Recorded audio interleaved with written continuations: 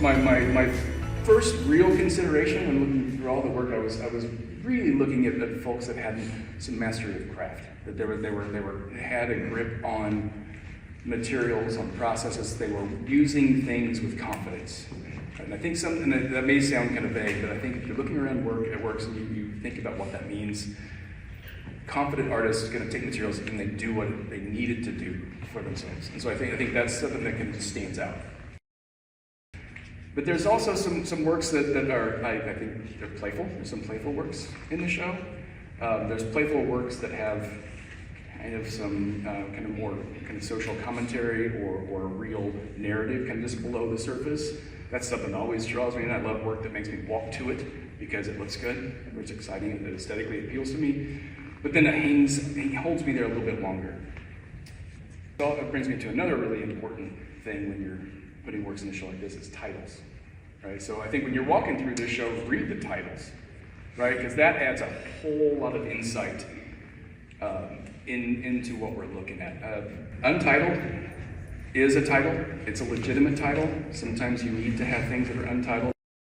This piece over in the far corner. Can you read the title for me real fast? Asian parents this week be like, why haven't you won an Oscar? So that is a completely non-representational work, right? And I think, I was drawn to the work for a variety of reasons, rubbed color, but the title's what then kicked it over the top for me. That it becomes like this sort of, I kind of recognize there's a tedium into how that piece was put together, right? And then, so the title then kind of is using abstraction to tell us the story.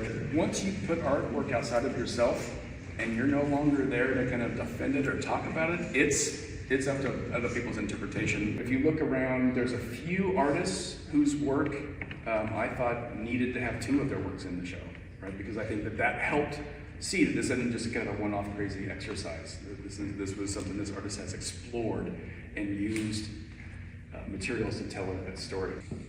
One of the pieces that I was really excited about, and I'm still excited about it, is honestly the cardboard box over here.